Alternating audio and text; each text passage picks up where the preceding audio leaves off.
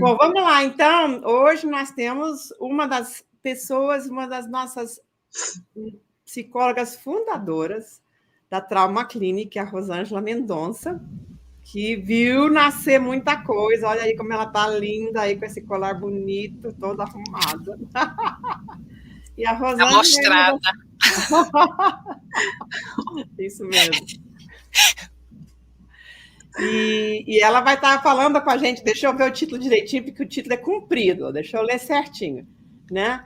Aprendendo a lidar com os nossos sentimentos e comportamentos, né? Desde uma perspectiva bíblica, né? Que as pessoas às vezes têm essa dificuldade, o que a gente faz, né? Com emoção, com sentimento, coisas assim. Ontem as Andréas estiveram aqui, uma falando da autoestima, a outra falando também da sexualidade, não sei o que mais. Ó, te contar um negócio aí ontem. Foi intenso. Né? Pegou fogo por aqui. Foi muito bom, muito bom. E agora a Rosângela vai compartilhar conosco. Você acaba de apresentar ela aqui de Brasília mesmo, né? Uma das nossas sócias fundadoras, membros fundadoras da Trauma Clinic, está com a gente desde o começo, que 2014 foi que a gente, né, começou em março. E ela esteve conosco, agora licenciada, né? Trabalha também de uma forma um pouco mais independente, mas também ligada sempre a gente. Então, doutora, vai lá, conta para nós como é que a gente faz para lidar com os sentimentos da gente. Então, vamos lá. Vou compartilhar a tela, tá bom já? E vou falando com vocês.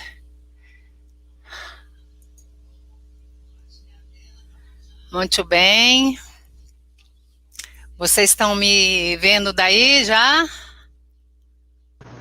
Perfeito, estamos vendo.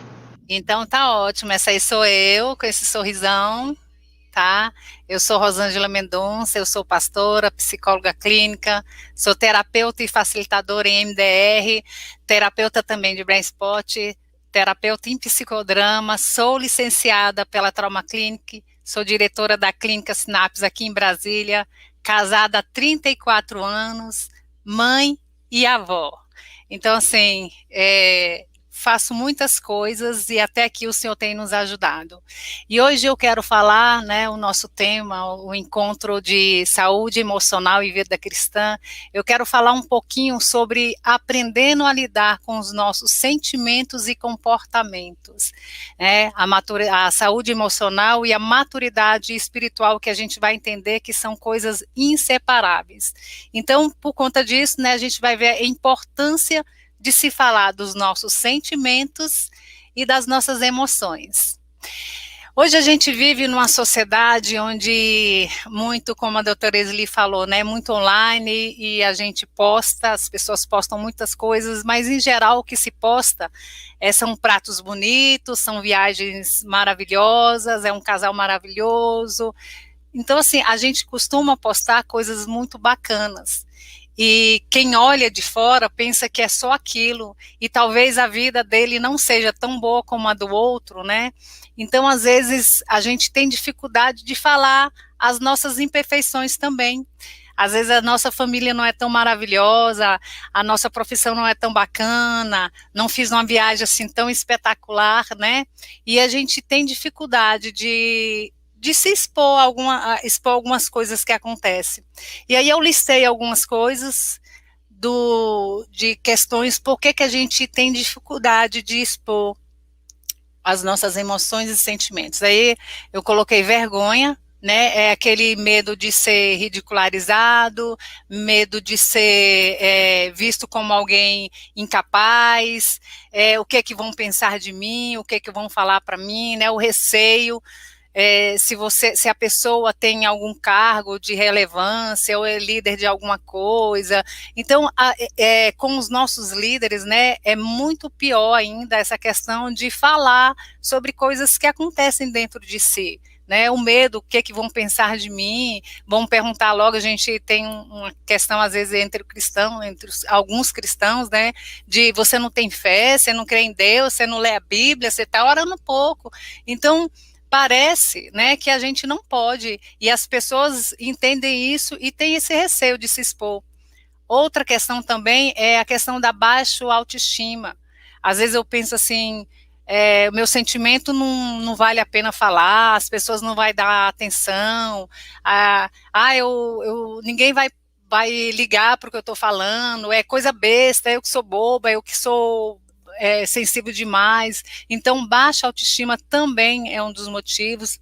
A questão das máscaras, né, como isso que a gente tem falado, né, da gente colocar, tentar mostrar uma figura perfeita, uma figura maravilhosa, o sorriso sempre nos lábios, aquela pessoa sempre solícita. Então, é outra questão também, a questão da cultura, né, ou do nosso lar, ou a nossa sociedade, graças a Deus, ela tem caminhado em direção a essa coisa da gente falar mesmo os nossos sentimentos, falar, procurar ajuda, mas ainda existe muito, às vezes até dentro da família, né, quantas vezes a gente, quando criança, né, hoje, graças a Deus, os pais vêm sendo cada vez mais educados com relação a isso, mas quem não, né, quem tem mais de 50 anos como eu, quem nunca ouviu falar, engole o choro, deixa de frescura, para com isso, né? Então, assim, aí a gente começa a pensar que eu não posso expor meus sentimentos, eu não posso falar coisa de mim. E aí eu coloquei aqui sentimentos ruins, porque a gente tem uma tendência de qualificar sentimentos, e não existe, gente, sentimento ruim ou sentimento bom. Sentimento é sentimento. Então a gente rotula alguns sentimentos como, não, isso aqui não pode, um cristão não pode sentir uma coisa dessa, nossa, você sente isso, né, como se fosse até um encosto ruim dentro de você. Então, não existe sentimentos ruins, sentimentos são sentimentos. E ontem, né, a Andréa Menezes falando, a gente é sensível, a gente vive nesse mundo e a gente é sensível às coisas deste mundo. Existe também uma questão sobre a alexithymia, que é algo que pode ser até de cunho biológico mesmo, é a dificuldade que a pessoa tem de expor os seus sentimentos. Pode ser cultural, a alexithymia, pode ser biológico, mas que precisa ser tratado e é tratado. E aí eu coloquei aquela interrogaçãozinha ali, porque um dia eu estava conversando com uma colega, aí ela falou, aceitação também. Então, assim, se você olhou alguma dessas ali, você falou assim, faltou aqui dali. Então, aquilo ali é algo que você sente dentro de você, por que eu não posso expor os meus sentimentos? Então, com certeza, assim, tem uma lista enorme do porquê que a gente tem essa dificuldade de falar sobre os nossos sentimentos. E aí, né, existe uma diferença entre sentimentos e emoções, né? Mas e afinal, qual que é a diferença? A gente vê lá a emoção, ela é uma reação mais instintiva, ela é automática, ela é inconsciente, e eu imagino como uma coisa linda dentro da gente, uma orquestra sinfônica, né? É uma orquestra fisiológica dentro da gente. Há toda uma alteração no nosso corpo, e é uma forma inteligente da gente agir sem perder tempo. Como assim, né, essa orquestra fisiológica? Se eu me deparo com, sei lá, uma cobra na minha frente, né, mulheres têm medo de cobra, né, cobra é um animal, eu acho, né, meio ruim de estar olhando, e vem toda uma bateria, né, vem toda essa orquestra fisiológica dentro de mim, né, a pupila dilata, o coração dispara, né, o corpo, ele todo se mobiliza para aquele momento, é um momento de agir, e eu não posso racionalizar, eu vou parar para pensar, não, deixa eu observar essa cobra, ela tem a cabeça chata, ela é venenosa, não, então assim, a emoção é muito instintiva, é muito do natural do ser humano, a gente não pensa, né? Já pensou, a gente vê lá numa situação difícil e a gente fala, bora corpo, coração, bombeia sangue aí, coração, né? E o corpo, o nosso corpo é maravilhoso, o que Deus criou é perfeito, então sozinho ele consegue disparar todos os mecanismos que a gente tem para poder reagir naquele momento de medo. Então, assim, o sangue, ele sai de partes do nosso corpo onde a gente não vai precisar, né? Então, quando você está com medo, o rosto fica pálido. Então, assim, o sangue sai do rosto, né? Dá aquele frio na barriga, porque no momento desse de medo, né? De questão de vida ou morte, Quem é que vai pensar em digestão? E aí até aquela frase acontece, né? Esse frio na barriga, eu não vou usar a expressão correta, mas vocês vão entender, né? Eu defequei de medo. Porque, de fato, sabe, o organismo, ele trabalha, isso aqui a gente não vai trabalhar, não vai mexer com esse processamento de alimentos. Se tiver lá, esvazia mesmo. Então, a emoção é bem instintiva. Já o sentimento, né, ele é mais racional, ele é racional, é uma resposta a essa emoção, como um juízo sobre essas emoções. Ele é processado na mente, né, a emoção é muito nesse nosso cérebro o reptiliano, o sentimento já não, já é algo mais cognitivo, é uma interpretação e está ligada às nossas experiências, e é uma construção. E como assim ligada às nossas experiências? Por exemplo, se eu ver um carro vermelho, né, e eu fui atropelada por um carro vermelho, e aquilo me gerou um trauma, e eu ainda estou com o efeito daquele trauma, quando eu ver um carro vermelho, eu vou ficar assustada. Então, é um sentimento já de uma experiência ruim que aconteceu. Então, primeiro existe esse estímulo externo, esse estímulo é percebido, um carro vermelho, a cobra, as mulheres, né, que têm medo de barata. Então, assim, é um estímulo externo que a gente percebe, e de acordo com as experiências, né, eles podem ser tanto positivo, negativo ou neutro. Vai depender da experiência que a gente teve. E aí eu coloquei essas setinhas ali, porque tanto um sentimento pode gerar uma emoção, quanto uma emoção também pode gerar um sentimento. E é bacana, existe um videozinho de um psicólogo, não lembro nem se ele é psicólogo ou se é só psiquiatra, muito antigo, que ele faz o experimento com um bebê, e eu gosto de contar esse experimento no consultório, né? Um bebê pequenininho, ele já senta, mas não é muito grandinho, e eles colocam um objeto peludo na frente dele. E é claro, como todo bebê curioso, né, que o ser humano, quando nasce, é muito curioso, ele vai com a mãozinha naquela objeto que botaram na frente dele, e quando ele vai tocar, eles vão e batem, conhece aqueles pratos de banda, aquele pam, e aí o bebê escuta aquele som e aquilo traz uma reação ruim para ele, porque é um som muito ruim para ser ouvido. E aí, de novo, pega o bebê, coloca no chãozinho, coloca o objeto peludo na frente dele, aí ele vai lá com a mãozinha, e aí eles vão de novo, pam, bate o prato, a criança se assusta. E aí, de uma outra vez, quando eles colocam o bichinho peludo na frente daquela criança, aí pronto, já foi gerado um sentimento. Ele só de ver o bichinho peludo na frente dele, ele já chora por conta de uma reação adversa, né, de uma experiência negativa para ele. E aí, depois disso, não precisa ser nem aquele determinado objeto peludo, qualquer coisa peluda que colocam na frente daquela criança, ela já chora, porque ela lembra daquela experiência, não lembra, né, que às vezes a criança não consegue ter muitas memórias assim, mas aquilo é aversivo para ela por conta da experiência negativa que ela vivenciou. E aí, como a palestra, né, é para cristão, eu botei assim, por que alguns cristãos têm dificuldade de falar sobre sentimentos? E não é só cristão, né? Todo ser humano, em geral, eles têm uma certa dificuldade de falar sobre sentimentos, de se expor. Existe até aquela questão do medo, né? Que é um trauma. Eu falo assim, não existe o medo, o gene do não falo em público. Tem gente que tranca a faculdade porque sabe que vai ter que apresentar um trabalho, não vou apresentar. Então, isso é um sentimento gerado, com certeza, de uma situação adversa que aconteceu lá na infância, geralmente na infância, né? Então, por que alguns cristãos têm dificuldade de falar sobre sentimentos?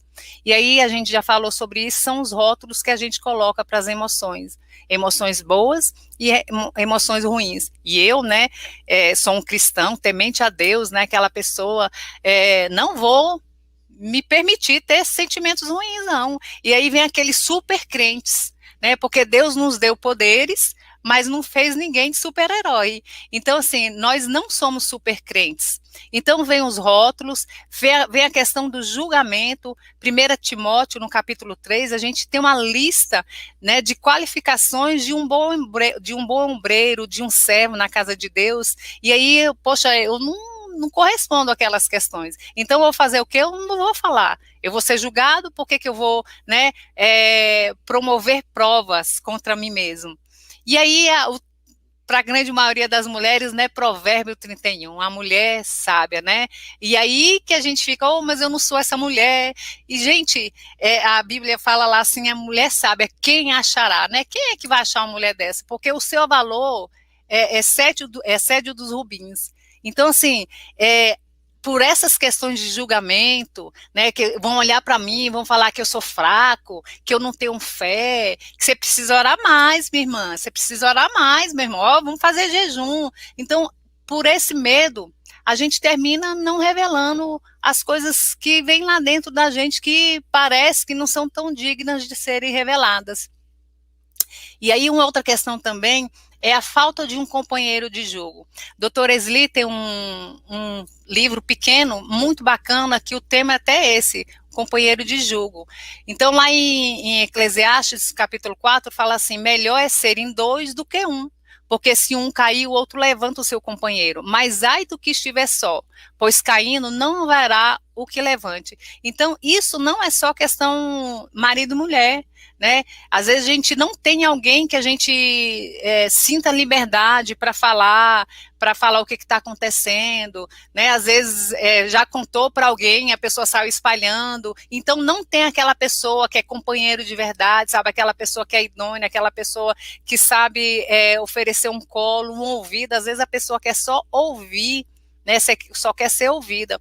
E aí a consequência dessa dificuldade de falar sobre sentimentos é que a grande maioria dos cristãos, principalmente líderes, né, e a gente teve uma época aí de muitos líderes, pastores, cometendo suicídio por conta dessa pressão que eles sofrem, né, porque parece que tem que dar conta de todas as ovelhas, da ovelha da casa, do pastoreio, no trabalho, então fica tão pesado e eles não podem se expor, né, e sofrem em silêncio, não podem se expor não, pensam que não pode se expor, não encontram um lugar, eles ficam estafados, adoecem e não chegam onde poderiam chegar no seu ministério, né, quantos ministérios terminaram por conta dessa questão, dessa estafa que os líderes, né, principalmente os líderes, né, mas os cristãos às vezes carregam. E aí o que acontece? Eles morrem aos poucos. E lá em Apocalipse, fala assim, eu acho bacana demais para quem diz que a gente não tem que fazer terapia, não tem que ficar remexendo em passado, e não, lugar de passado é no passado mesmo, mas às vezes o passado está mais presente do que a gente pensa. E aí lá em Apocalipse fala assim, lembra pois de onde caístes. Então, aonde foi que eu comecei a me tornar essa pessoa mais amarga? Aonde foi que eu comecei a ter esse ranço de crente? Aonde que eu comecei a sentir esse peso? A gente precisa lembrar onde a gente caiu para voltar às primeiras práticas. E essa frase é maravilhosa, pois sem saúde emocional não há maturidade espiritual. Então, você tem um ministério, você quer deslanchar, a gente precisa ter saúde emocional para poder ter maturidade espiritual. Uma coisa está vinculada à outra, não tem como desvincular isso aí. E aí, a importância de reconhecer e de falar, né? Eu botei aí essa figurazinha, né, da alguém acolhendo, a pessoa falando. Então, assim, reconhecer é o primeiro passo. Né? Não é só o lema não é um passo dos alcoólatras, né? Os alcoólatras anônimos, um primeiro passo deles é reconhecer. Isso em toda a minha vida eu preciso reconhecer. E existem dentro de nós muitos eus. Tem eus que a gente às vezes nem ousa colocar para fora. Eu achei interessante, eu até anotei uma fala de uma participante que estava assistindo a palestra ontem, e inclusive eu já vi o nome dela aqui hoje, tá bom? Se ela sabe se reconhecer, um beijo para você, tá bom, lindona? E ela coloca assim, como posso me curar se não tenho coragem de ver meus defeitos? E aí depois embaixo ela coloca assim, eu quero me curar a mim mesma. Então assim, para ter essa cura, né, eu preciso reconhecer. E às vezes eu botei essa carinha de assustada ali. Gente, eu tô numa idade assim, eu já virei o Cabo da Boa Esperança, e eu de vez em quando coloco algumas figurinhas que eu preciso me lembrar para mim não esquecer, né? A gente pensa que Deus está estranhando, Deus, o que Deus vai achar de mim? Fica parecendo que eu passei um currículo por engano para Deus, porque Ele nos chamou, né? E a gente fica achando, o Senhor me chamou, mas Ele não sabia disso aqui, eu tenho certeza. Gente, Deus conhece a nós todos, mais do que a gente mesmo, porque Ele conhece o nosso interior, porque Ele sabe o que tem lá dentro, e a gente precisa fazer esse reconhecimento, voltar para dentro de nós, reconhecer esses erros. Eu coloquei ali um exemplo, né, que eu gosto de usar, me usar como exemplo, e às vezes não são bons exemplos, porque eu sou ser humana também. E eu coloquei eu na terapia. Uma vez eu fui para terapia e cheguei no serviço com a cara de choro, e as meninas falaram assim, ai, Rosângela, que foi? Que você estava chorando? Eu, não, que eu estava na terapia. Aí elas falaram assim, uai, e tu faz a chorar lá? Eu falei assim, não, é porque eu me vi e não gostei. Menino, porque eu jurava que eu era a melhor pessoa do mundo. Eu não entendia como que alguém não gostava de mim, porque eu era maravilhosa. Até o dia que eu olhei para dentro de mim e pensei assim, tem gente aqui que não é tão maravilhosa assim não. Mas eu preciso reconhecer, e tem eus, sabe, tem pessoas dentro de nós que nunca morrem. Mas eu preciso entender quem é para aprender a lidar. Né? Se alguém está passando mal, faz exames, né? Faz uma bateria de exame, quer saber o que tem, para poder combater aquela doença com as medicações certas. Né? Quem tem diabetes não vai tomar remédio para pressão alta se não tem pressão alta, e vice-versa. Então, eu preciso reconhecer quem tem lá dentro.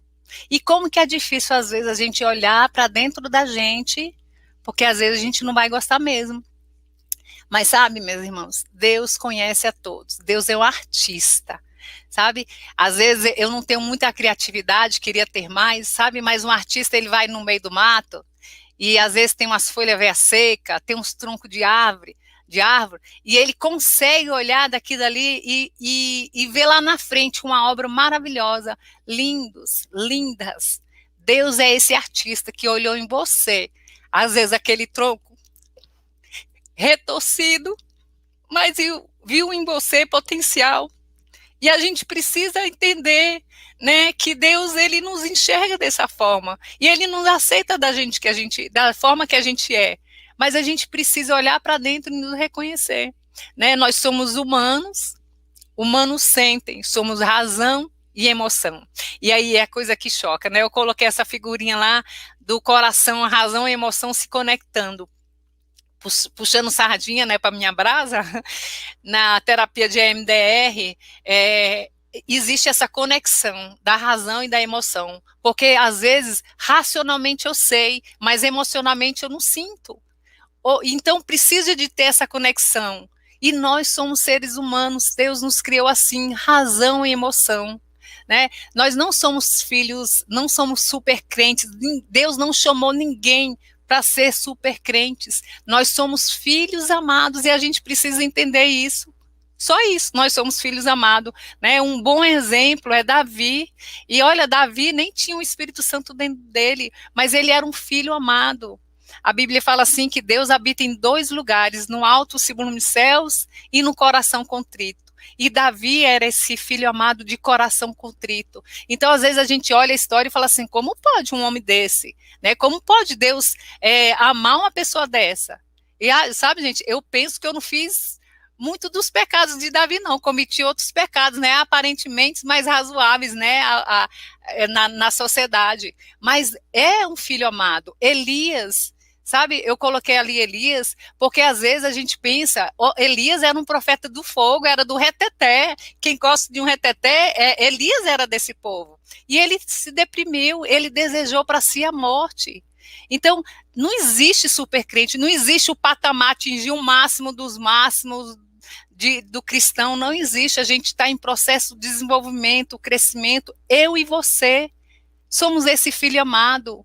Não permita que o inimigo roube, não permita que ele engane.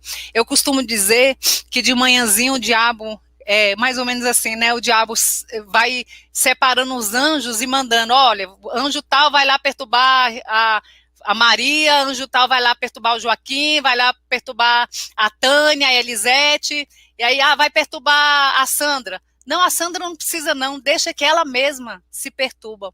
Às vezes, a gente faz o papel do diabo na nossa vida. A gente nos rouba, a gente se engana, né? A gente permite que o diabo roube isso de nós. E Deus, ele é um Deus de relacionamentos. Hebreus fala assim, antes, né, Deus falava de muitas outras formas aos seus filhos, e hoje ele usa a palavra. Deus é um Deus de relacionamento. A gente precisa entender que ele é nosso pai, né, o nosso Abba, o nosso paizinho. A grande maioria de vocês, eu acredito que são mães, são avós, né, e tem hora que o bebê faz caquinha na fralda, e fica aquela coisa ruim mesmo. Aí a gente faz o quê? A gente pega o bebê e joga com o cocô fora? Ou a gente tira aquela fraldinha com a caquinha, joga fora, e pega aquele bebê e dá um banhozinho nele, e dá aquele cheirinho e fala, ai, meu filho amado, né? Deus é da mesma forma, e a Bíblia ainda diz que nós somos ruins, a gente nem sabe dar coisas boas para os nossos filhos, imagina o nosso pai. E aí, né, por que a gente tem que falar? Por que falar? E tá lá as figurinhas que eu gosto, né? Uma terapeuta lá desembolando um rolo, sabe? A gente precisa entender, né, a lei, tem uma lei lá do Lavoisier que diz assim, que na natureza nada se cria, nada se perde, tudo se transforma. Então, por que eu preciso falar? Porque às vezes eu me enchi com um sentimento muito ruim. Às vezes me veio um ódio tão grande e eu não posso botar para fora, hein? Como que é assim um cristão com esse ódio todo engole? E a gente vai engole aquilo, a gente não expõe aquilo para fora, né? Eu não estou falando para ninguém matar, a gente vai explicar como que é isso aí, tá? Mas aquilo dali está lá dentro, ele não vai se perder, vai se transformar. E aí, o número de mulheres, né, de pessoas, de homens, né, adoecendo por problemas emocionais, porque a gente engoliu. A gente precisa colocar para fora. Não é quando a gente não suporta mais, é quando está nos incomodando. O grande mal é que a gente vai engolindo, vai engolindo, vai engolindo, vai engolindo, e aí quando está aquela coisa lá dentro, a gente não suporta mais, a gente faz o quê? Como que a gente coloca para fora? A gente vomita. E quando a gente vomita é muito ruim. E sabe por quê? Porque a gente não aprendeu a colocar para fora quando está nos incomodando. Só quando a gente não suporta mais.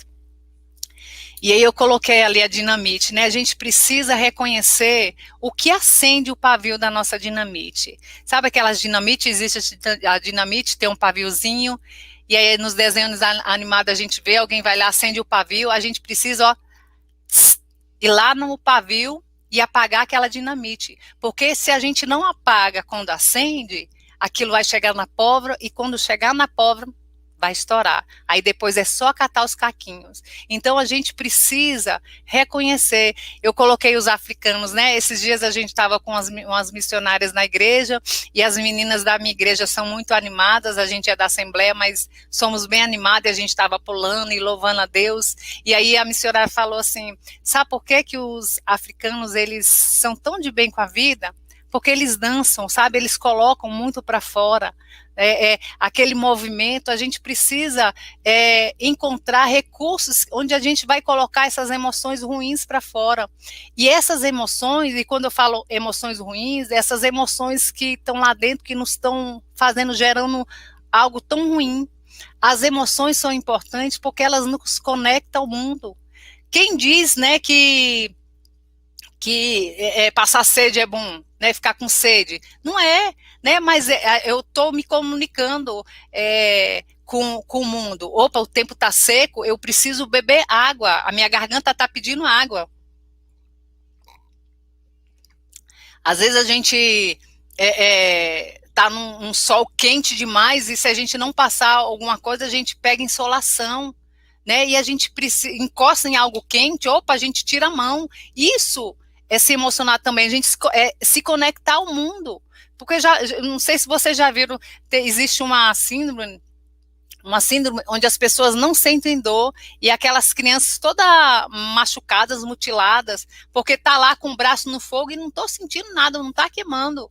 Então, é importante quando a gente sente, opa, doeu. O que foi isso? Opa, fiquei triste. O que está acontecendo? Opa, fiquei com raiva.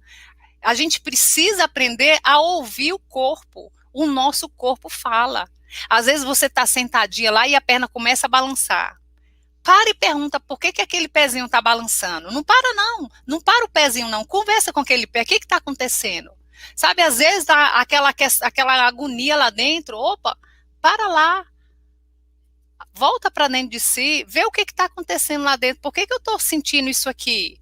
Ah, aquela irmã falou desse jeito, e eu me lembrei que o meu pai falava daquele jeito.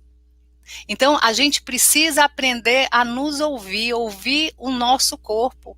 Uma coisa também, por que falar, né? Existe até um livro, e o título é muito bacana, muito sugestivo, é que o óbvio precisa ser dito. Você falou? Não falei não, porque estava óbvio. Mas às vezes estava óbvio para você, para o outro não estava tão óbvio. Para o outro não, estava bom, estava bacana, para você estava vergonhoso, estava estranho. Então, o óbvio precisa ser dito. E aí a gente vem para a história, né, de Caim e Abel, que está lá em Gênesis 4. Sabe? E isso para falar o quanto Deus quer nos tratar, mas que a gente precisa reconhecer, né? Eu preciso reconhecer que, aqui dentro de mim tem uma invejosa. E eu preciso reconhecer. E aí, pai, não tá certo, pai, essa inveja aqui dentro. Pai, vamos lá, pai, me trata. Mas se eu não reconheço, se eu não deixo o meu coração se abrir para enxergar o que tem lá dentro, se eu tenho medo, né, como a nossa colega que disse que não tem coragem de ver os defeitos. A gente precisa ver os defeitos para a gente poder consertar. E eu não tenho que abominar, detesto essa minha parte, detesto essa minha eu aqui. Não, eu preciso amar e acolher. Um reino dividido não vai para frente. Eu não posso ter raiva de partes minhas. Já pensou a minha mão com raiva do meu nariz? Que tristeza. O corpo vai perder. Então, quando eu tenho raiva eu odeio quando eu faço isso, eu odeio essa parte minha, eu odeio sentir isso. Não, acolha, aprenda a acolher. E aí, quando a gente faz um aniversário, né, e as pessoas vêm, nos dá presente, né, a gente ganha presentes lindos, maravilhosos, eu amo ganhar presente, tá, gente? E tem pessoas que às vezes não nos dão aquele presente bacana, às vezes você abre lá, você não sabe, gente, o que é isso aqui? Não sei nem como que usa isso aqui. Ou então, gente, que ridículo, como que a pessoa comprou isso para mim, né? E aí, quando você encontra, né, a pessoa que te deu o presente bom, você chega lá na pessoa que te deu o presente bom e fala assim, nossa, fulana, amei o presente, que maravilha, nossa, amei, gostei, obrigada, você acertou em cheio. Né? Não é assim que a gente faz, a gente não vai lá na pessoa que deu o presente ruim e fala assim, nossa, fulano, como que tu teve coragem de comprar aquilo para mim? Acho que tu comprou numa lojinha de R$1, não foi nem de R$1,99, não foi. A gente não faz isso, né? Pelo menos a grande maioria da gente não faz isso. E sabe, Deus ganhou 2 ofertas, 2 presentes o Senhor ganhou, a oferta de Caim e a oferta de Abel. E sabe, na ótica humana, Deus iria lá em Abel e ia falar assim, olha Abel, Abel, como eu tenho um prazer em você, Abel, nossa, você acertou em cheio, você tocou meu coração. Deus não foi para Abel, Deus foi para Caim. E ele chega para Caim e fala assim, Caim, o que está acontecendo? Por que teu semblante está caindo desse jeito? O que Caim fez? Calou. E aquilo consumiu ele de uma forma que a gente vê lá na frente, né? Chegou a tirar a vida do próprio irmão. Então, a importância, gente, da gente falar, da gente admitir para o pai. Sabe, o papel de Caim ali era falar assim, sabe, a gente olha lá em Salmos, às vezes Davi, né, fala assim, gente, como que Davi escreve isso sobre o Deus Todo-Poderoso? Mas ele fala a angústia que estava no coração dele. E Caim era para ter falado, pai, fiquei com raiva mesmo, odiei, detestei, tenho raiva de Abel, porque o senhor só liga para ele, o senhor não ligou para minha oferta, me custou também, sabe? Ele se calou. Então, quando a gente cala, a consequência é muito grande, principalmente quando o Senhor está nos instigando, sabe? O Senhor está querendo que a gente mude aquilo dali. Sabe que o povo no Egito, eles ficaram 40 anos rodando o Egito. Sabe quando você fala assim, essa situação já aconteceu comigo? Olha, está acontecendo do mesmo jeito isso aqui. E aí, sabe, para e pensa. Gente, está acontecendo de novo. Que resposta que eu estou dando? Será que eu estou dando a mesma resposta para aquela primeira situação? Porque o povo não saiu do deserto, eles ficaram rodeando, aí eles passavam lá, né? Rodeava, opa, eu já vi essa pedra aqui. Rodeava de novo, opa, a pedra de novo. Então, eles não mudaram a mentalidade. E às vezes Deus nos dá a oportunidade, aconteceu de novo. E a gente faz o quê? Faz do mesmo jeito. A gente precisa aprender a fazer diferente. Lá em 1 Samuel, no capítulo 1, a gente tem a história de Ana. E lá no versículo 15, diz lá que ela se derramou, ela deixou o Senhor ver a sua alma, o seu espírito pesaroso. Talvez ela ficasse naquela oração de meias palavras, ó Senhor, Pai Todo-Poderoso, não, Pai, eu tô com raiva, Pai, eu tô angustiada, sabe, aquela outra mulher, ela me zomba, Pai, o Senhor permite, não sei, sabe, ela, naquele dia, ela abriu o coração dela, ela se mostra para Deus, ela deixa o Senhor ver como que tá a alma dela. E é interessante que ela sai no versículo 18 e diz que o seu semblante já não era mais triste. E não é que ela estava grávida, não. Mas, sabe, ela colocou para fora aquilo e Deus encheu ela. Sabe, o profeta tem uma palavra e porque ela estava vazia de si, sabe, às vezes a gente está tão cheio dos nossos eus que o Senhor quer encher, vou botar onde não tem espaço. Esvazia de você primeiro, para que o Senhor encha dele. Então eu vejo assim, Ana, naquele momento, se esvaziando do Senhor e o Senhor podendo então enchê-la, né, com a sua palavra, e aí ela já sai animada, e ela já come, e já o semblante já não é mais o mesmo, diferente de Caim, né, que o semblante estava caído, né, o Davi, ele ora assim, eu falo assim que às vezes a gente precisa ser um esquizofrênico emocional, a gente precisa falar com a gente mesmo. E Davi, ele fala, por que te abates, ó minha alma? O que está acontecendo aí dentro? Por que você está desse jeito? Por que você está aflito? Espera em Deus. A gente precisa aprender a falar para dentro da gente. E Davi fala assim, Senhor, vê se há em mim algum caminho mau. E eu não enxergo, né, ou melhor, eu enxergo esse caminho como algo também neural, sabe, um caminho neural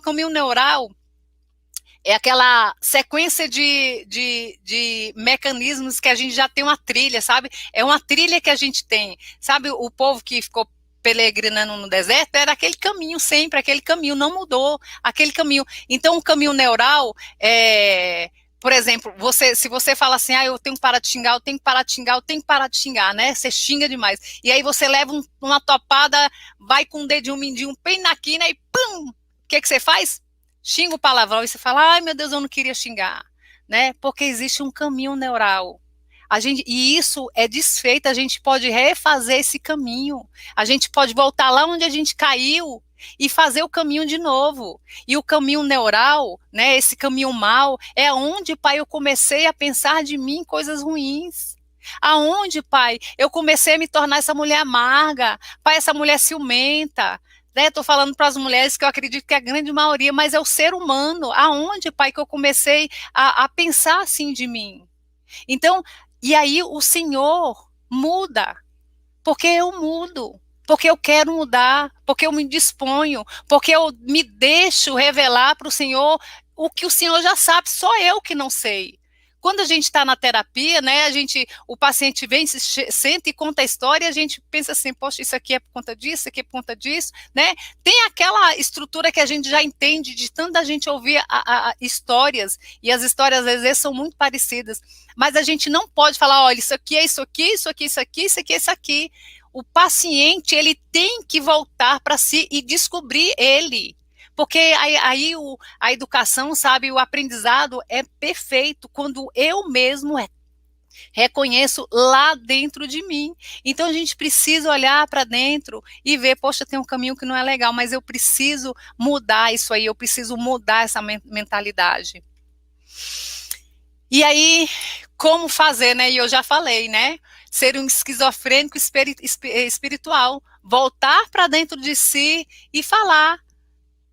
E observar, poxa, eu estou dando as mesmas respostas, poxa, eu tô abatida desse jeito, o que está acontecendo? Né? Os Salmos, gente, eles são um excelente livro para mostrar o que o ser humano sente.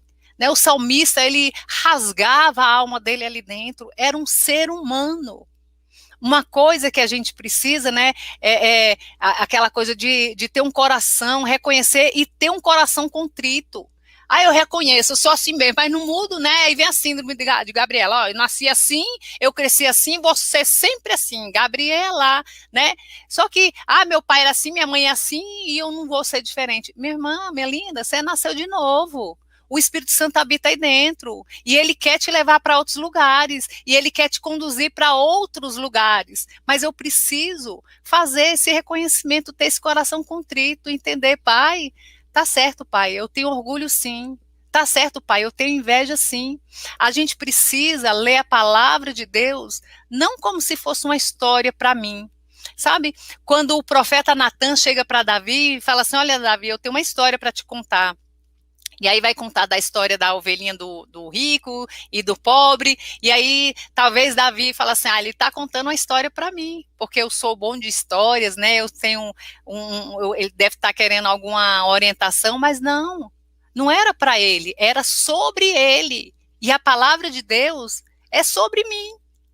Não é para mim, não é uma historinha, até que legal, olha Davi como era, não, é para mim, esse ser humano lá sou eu. Esse ser humano sou eu, e a gente precisa se reconhecer, né? Como fazer, né? Ter o companheiro de julgo, a gente já falou, né? Ter um profissional adequado.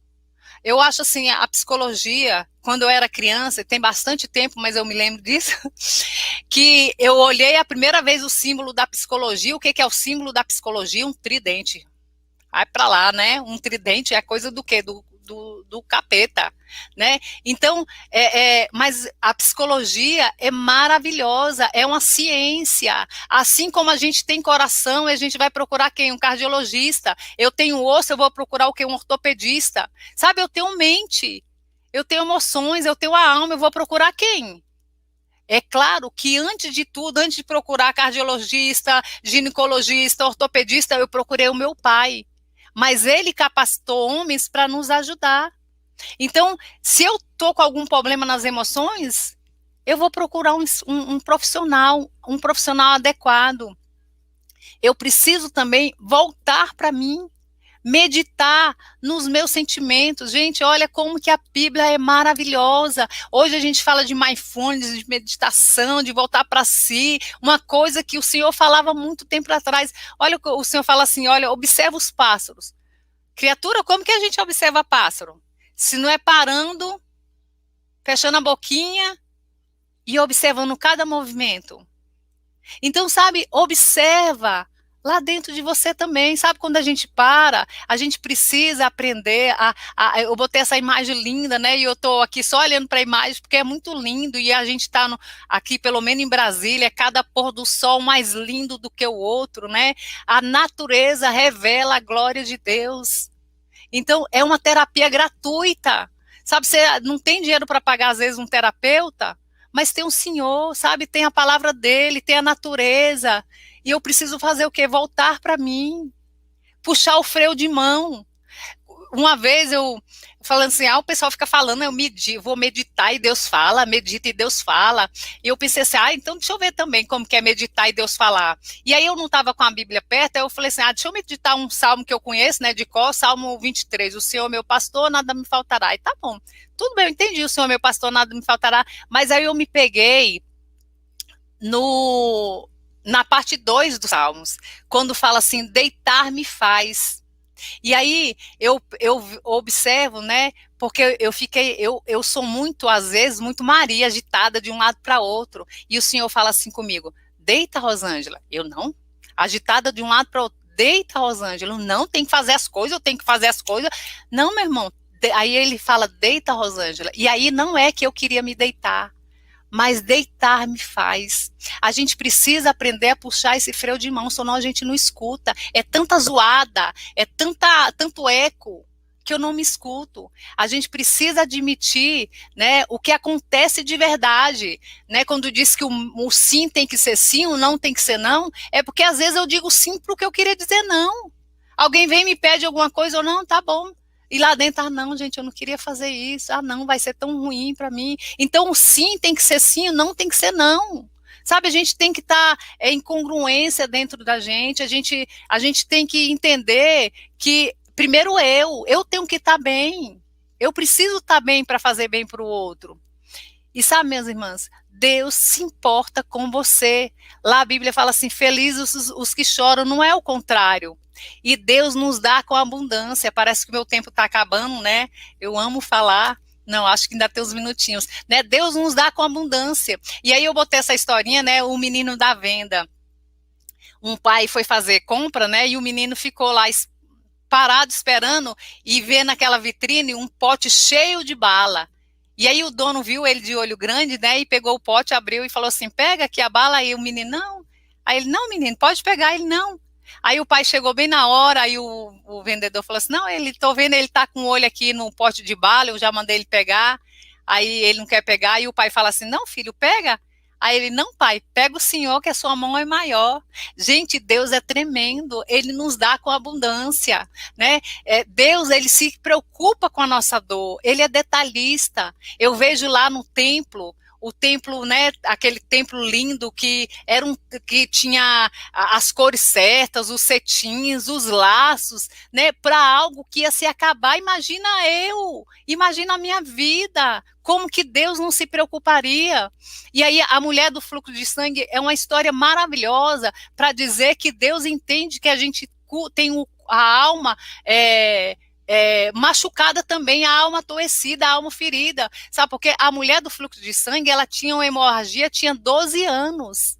Tinha 12 anos que ela era uma mulher à margem da sociedade. Tinha 12 anos que ela não comemorava um Dia das Mães. Tinha 12 anos que ela não comemorava um aniversário. Tinha 12 anos que não tinha um almoço em família. Tinha 12 anos que ela estava separada dos demais porque ela era considerada impura. E aí conta lá na passagem que na hora que ela toca no Senhor, na hora o seu corpo é curado. E ela sentiu isso, que na hora o corpo dela foi curado. Por que o Senhor tinha que parar? Por que Cristo tinha que parar? Ele estava com pressa, tinha gente precisando dele. Por que ele tinha que parar e falar com aquela mulher se ela já estava curada? Ela estava curada no corpo, mas a alma dela precisava de ser curada. E o Senhor vem, para e pega na mão dela e olha no olho dela e fala, conta para mim a sua história, porque você é importante para mim. E sabe, e aí depois ele fala assim, vai ser livre do teu mal. Que mal se o corpo dela já estava curado? O mal da alma. O mal da alma, a gente precisa, sabe, se voltar para o nosso eu. Ele quer que a gente destrave traumas, né? Aquela história, lembra de onde caíste. Ele fez assim com Pedro. Pedro negou 3 vezes, e 3 vezes ele fez Pedro falar que eu te amo, Senhor. Para mudar, sabe, a mentalidade de Pedro, para mudar o caminho neural de Pedro. Eu queria ler um texto aqui para vocês, mas eu estou vendo assim que o tempo parece que está tão corrido, que nem vai dar para mim ler aqui para vocês, sabe, gente? Porque Deus é tão maravilhoso. E às vezes, sabe, o que nos separa também dessa importância da gente olhar para Deus como um pai, porque às vezes o nosso primeiro modelo de pai não foi tão bacana assim. Foi um pai opressor, foi um pai que não me amou, foi um pai que não me acolheu. E a gente também, antigamente, tinha muito essa coisa de falar para a criança, olha, papai do céu castiga. Então a gente cria aquele modelo de pai que é só castigador. E Deus não é desse jeito, gente. Deus é amor. Lá em João 3,16, né, a gente precisa aprender a falar esse versículo, né, assim, porque Deus amou o mundo, não, porque Deus me amou de tal maneira que deu seu único filho. Deus me amou. A gente não é um balaio, a gente sabe, Deus olhou para mim e me amou. Deus me desejou. Né? Então a gente precisa aprender a nos aperfeiçoar no amor. No amor não há medo, o contrário, o perfeito amor expulsa o medo, porque o medo supõe castigo. Aquele que tem medo, aquele que tem medo não está aperfeiçoado no amor. Então, quando a gente teme, a gente não põe para fora, a gente tem medo do julgamento, a gente tem medo do que as pessoas vão falar. Mas sabe, Deus, o nosso Pai, vai nos dar esse abraço tão gostoso num tempo de pandemia, onde às vezes a gente tem dificuldade de encontrar alguém.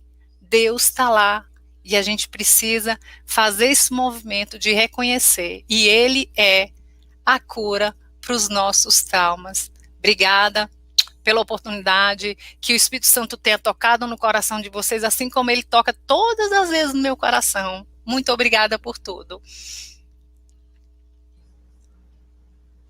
Que bênção, Rosângela, que palavra abençoada. Que vontade de falar mais. Que texto que você ia ler? Gente, um texto tão lindo, eu vou ler aqui, tá, doutora Terezinha? Lê sim. Olha aqui, é um texto em Romanos, gente, esse livro aqui é maravilhoso, olha, eu estou fazendo merchandise, os livros Espiritualidade Emocional Saudável. Olha o que Paulo fala aqui, lá em Romanos, gente, olha o trauma como nos paralisa. Ele fala assim, Romanos no capítulo 7, deste modo, descubra esta lei em mim, quando quero fazer o bem, o mal está presente em mim, porque no que diz respeito ao homem interior, tenho prazer na lei de Deus, mas vejo nos membros do meu corpo outra lei, guerreando contra a lei da minha mente e me fazendo escravo da lei do pecado, que está nos ombros do meu corpo. Desgraçado homem que sou, quem me livrará do corpo desta morte? Então Paulo, ele viu seus próprios monstros indomáveis dentro dele, e a gente precisa aprender a se voltar e olhar, tem gente ruim aqui dentro, e eu vou converter. Ai, gente, que delícia, que delícia. Mas é isso mesmo. É interessante, quando você falou sobre Davi, né, e falou sobre Elias, que Elias entrou naquela fase da depressão dele, e eu fiquei pensando, nossa, Elias teve depressão, fugiu de Jezabel. De Jezabel. Depois de enfrentar os profetas. Exato. Né, como uma palavra, né? Isso. E aí a gente vê, nossa, eu tô assim, eu sou assado, Deus não me ama, eu não presto. Só que assim, Elias estava nessa situação toda. E o que aconteceu com Elias depois? Ele foi cuidado. Ele foi. Isso, e Deus preparou ele. Olha, isso é tema para outra mensagem. Porque ele saiu de um estágio e foi para outro. E Deus quer isso da gente. Ele quer que a gente, sabe, a nossa vida às vezes é como um joguinho de videogame. Eu tenho que sair daquele estágio que o Senhor vai me levar para outro estágio. E aí a gente sempre volta para o primeiro estágio porque a gente às vezes não deu conta, sabe? E o que eu amo na Bíblia é assim, não escondeu nem A nem B. É todo mundo. Davi era assim, Elias era assim, e eu também sou assim. Muito bom, Rosângela, muito obrigada. Eu acho que uma das coisas bonitas da Bíblia é a sua transparência, né? Às vezes as pessoas na igreja ficam achando, não, a gente tem que botar essa capa de perfeita, de não sei o que mais, né? E a gente vê nesses exemplos, não, até o apóstolo Paulo dizia assim, as coisas que eu quero fazer não faço, que eu não devia fazer, acabo fazendo, não quero fazer assim, quero fazer assado. Muito boa palavra, Rosângela. Eu estou muito emocionada aqui, que eu vou tentando controlar a emoção, eu sou muita emoção, sou muito eufórica, e fico me contendo, mas eu estou muito feliz por estar aqui, muito feliz por as pessoas terem ouvido, muito feliz pela oportunidade, muito grata a Deus, porque eu vejo cada vez mais um Deus Pai na minha vida, e não um Deus poderoso que está acima dos céus e da terra. Muito bom.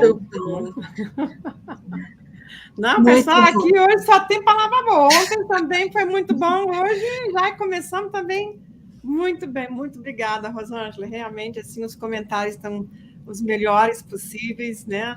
As pessoas muito contentes, satisfeitas. Acho que você deu uma palavra que as pessoas precisavam ouvir, né? Que às vezes eu falo assim, a igreja trata tão bem a parte espiritual. Hoje já ora também pela parte física, a importância de cuidar do corpo, do templo, né? mas nem sempre a gente dá essa importância para as nossas emoções, para os nossos pensamentos, que fazem parte da nossa alma. Né? Uhum. E o Senhor também quer curar a nossa alma para a gente poder ser inteira. Né? É verdade. Muito bom. Muito boa palavra. Obrigada, menina. Vamos lá. Eu que agradeço. Deus abençoe. Né? Vamos nessa. Vamos orar antes da gente terminar aqui. Vamos orar. Senhor, nós te agradecemos tanto pela palavra que nós recebemos aqui. Recebemos isso para o nosso coração, para a nossa alma, Senhor. Cura nosso coração, cura nossa alma, nosso corpo e nosso espírito assim também, mas que as nossas emoções possam também ser esses avisos que nos dizem, vai para cá, vai para lá, e que possam também estar sendo dirigidas pelo Espírito Santo. Ajude-nos a tomar boas decisões em função daquelas coisas que nós sentimos, Senhor. Cure nossa alma, cure nosso coração. Abençoe a Rosângela, abençoe também a Dimara, que vai começar daqui a pouquinho, e que cada uma de nós hoje, assim como ontem, possa ter uma palavra forte do Espírito Santo para abençoar as pessoas. E que o Senhor possa ser glorificado em tudo isso, e que o seu corpo, a sua igreja possa ser curada, Senhor. Em nome de Jesus. Amém.